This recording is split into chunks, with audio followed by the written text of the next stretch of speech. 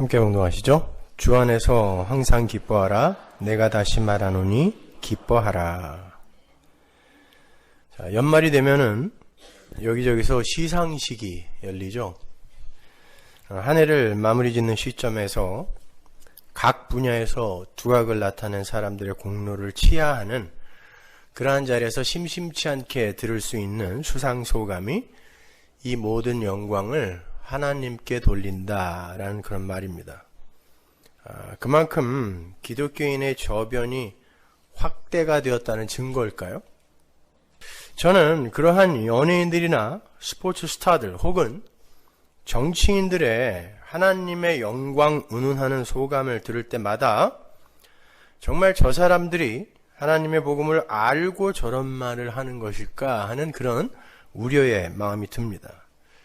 그들의 그러한 수상소감 속에는 자신을 그런 영광스러운 자리에, 상을 받는 자리에 서게 도와주신 하나님께 대한 감사의 마음과 아울러서 예수를 믿는 자로서 그런 큰 상을 받는 것이 하나님의 이름을 영화롭게 한 것이라는 대견스러운 자화자찬의 마음이 동시에 들어있을 거예요.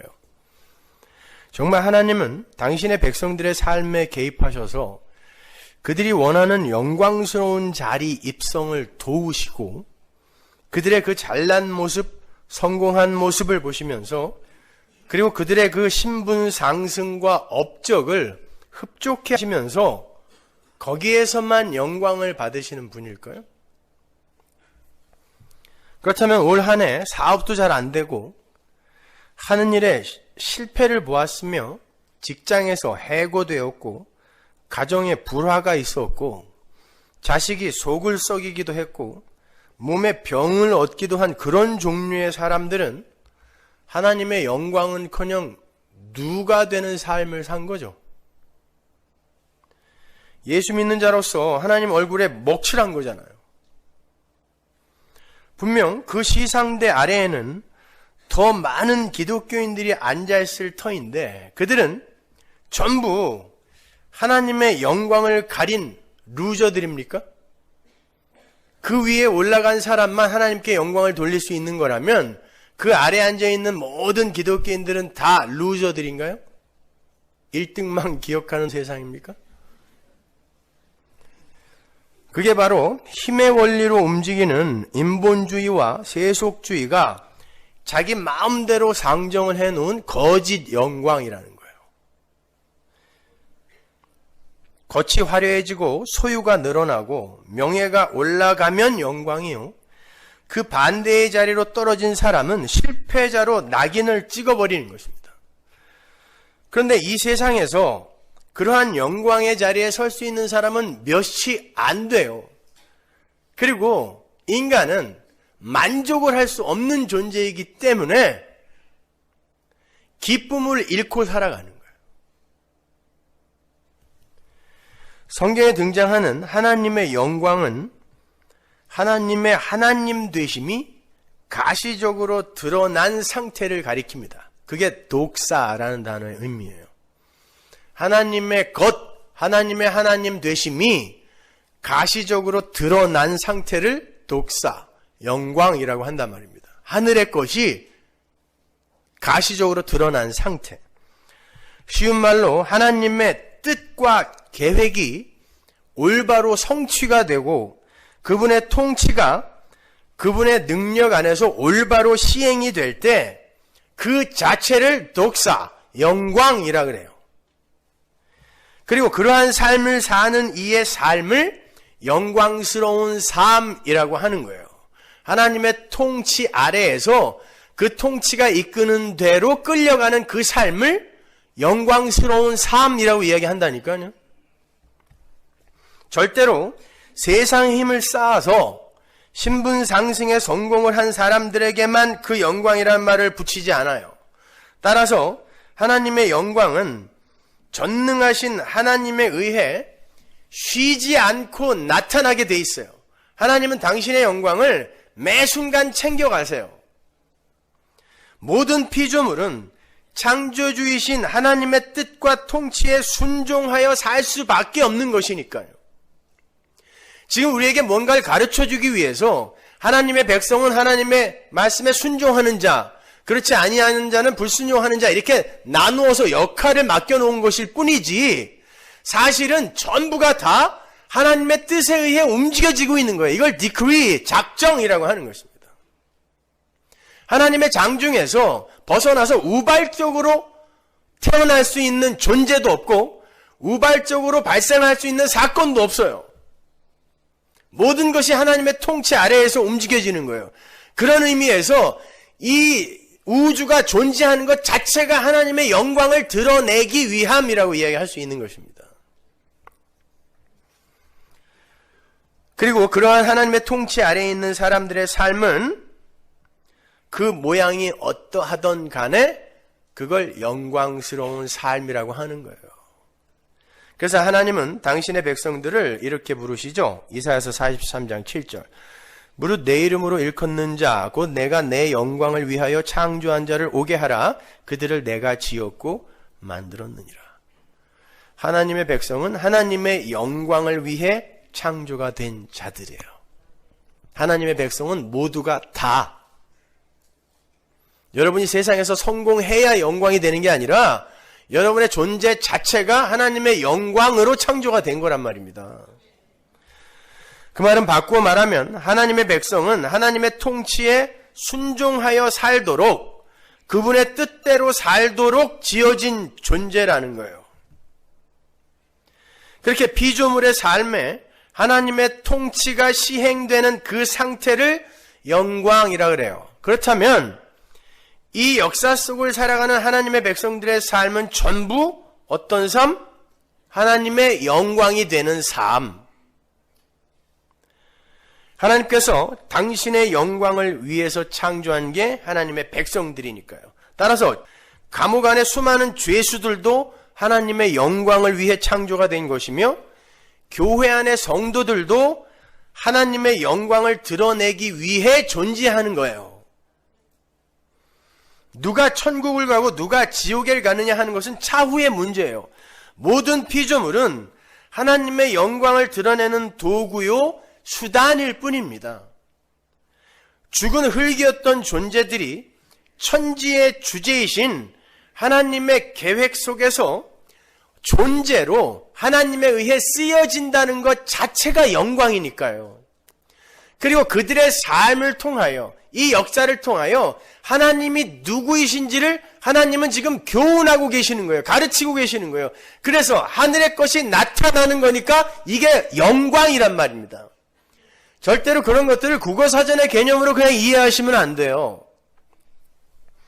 따라서 하나님의 백성들의 삶이 이 세상의 가치관과 세계관을 통하여 보았을 때에 성공한 듯 보이거나 실패한 듯 보이거나 화려한 듯 보이거나 초라한 듯 보이거나 할 것 없이 모든 성도의 삶은 전부 하나님의 영광을 드러내고 있는 거예요. 살아서 숨을 쉬는 그 자체가 영광이며 기쁨이어야 되는 거예요. 왜? 모든 피조물은 원래 죽은 흙이었으니까, 먼지였으니까요. dust. 그것을 아는 이들은 어떠한 상황 속에서도 당연히 기뻐해야 되겠죠. 자기의 처음 자리가 어딘지를 아는 이들은요. 성도는 바로 이 땅에서 자기의 처음 자리가 어디인지를 인생과 역사를 통하여 배워가는 거예요. 그래서 그걸 알면 알수록 아 나는 죄인 중에 괴수구나. 내가 예수 때려 죽인 놈이구나. 이걸 알면 알수록 하나님의 영광을 올려드리는 자가 되는 거예요. 그렇게 하나님은 당신의 백성들을 역사 속에 투입시키셔서 하나님과 하나님 나라를 드러내시고 하나님의 능력과 은혜를 보이시는 도구로 쓰시는 거예요. 그 속에서 하나님의 영광이 드러나고 그 과정의 도구로 쓰이는 사람을 영광스러운 사람이라고 하는 것이지, 그들의 행위와 업적을 보시면서 영광을 받으시기도 하시고 실망을 하시기도 하시는 그런 유약한 노인네가 아니란 말입니다. 하나님은 우리의 행위에 따라서 기뻐하시고 실망하시는 그런 분이 아니에요.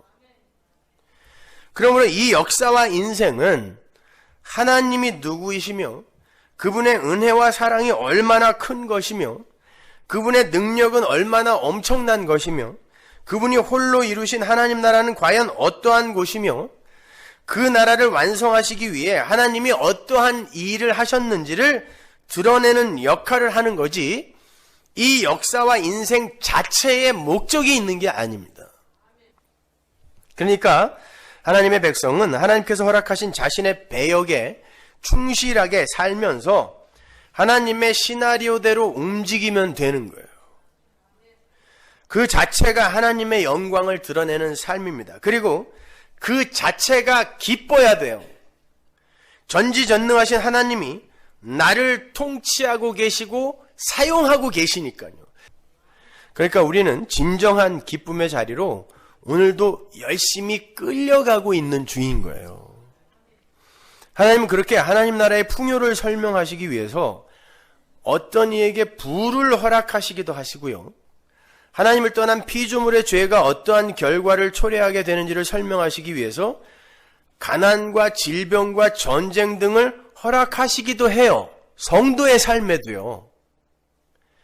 하나님 나라의 아름다움을 조금이나마 힌트하시기 위해서 아름다운 음악과 미술 등의 예술을 허락하시기도 하고, 죄인들의 본질을 설명하기 위해서 추악한 범죄를 허락하시기도 합니다.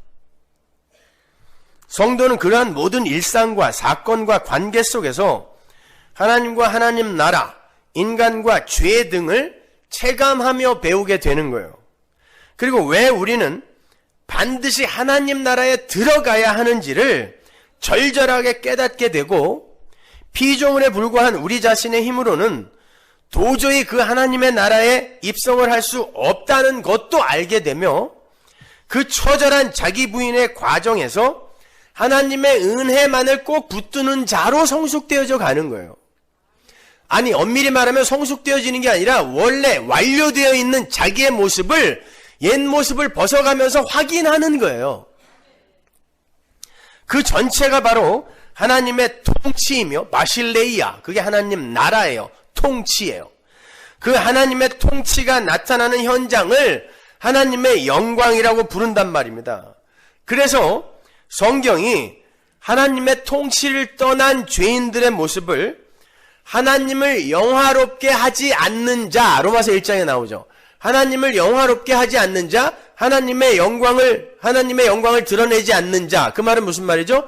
하나님의 통치 밖에서 존재하는 자. 그런 자가 있을 수는 없는데, 하나님의 백성은 반드시 하나님의 통치 아래에서 존재해야 된다는 것을 강조하기 위해서 죄인을 하나님을 영화롭게 하지도 않고로 표현하는 거예요.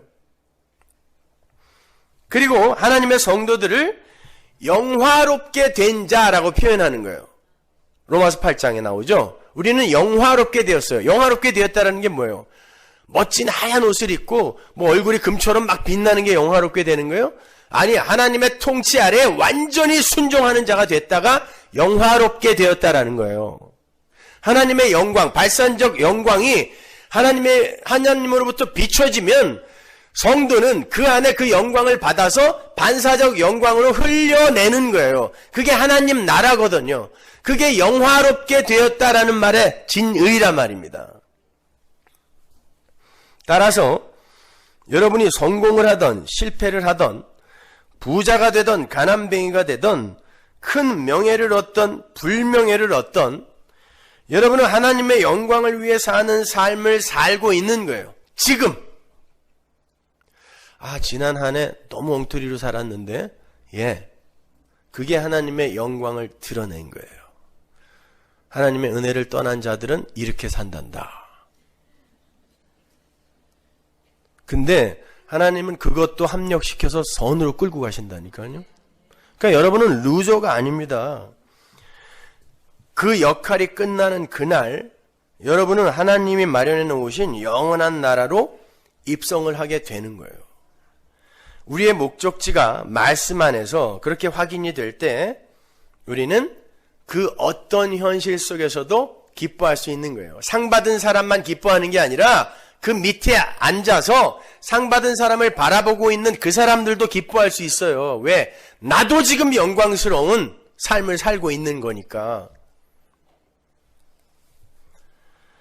한 해가 마무리되는 이 시점이 되면은 우리는 너나 할 것 없이 우리 자신을 시상식장에 데려다가 앉혀요. 자기 스스로. 그리고는 스스로 매긴 점수와 세상이 자신의 일년에 대해서 매겨준 점수를 종합해서 자신을 시상대 위로 올리기도 하고 시상대 아래로 처박아 버리기도 합니다. 그리고는 자신의 삶과 업적에 대해서 치하를 하기도 하고 한없는 자괴감에 스스로에게 체벌을 가하기도 해요.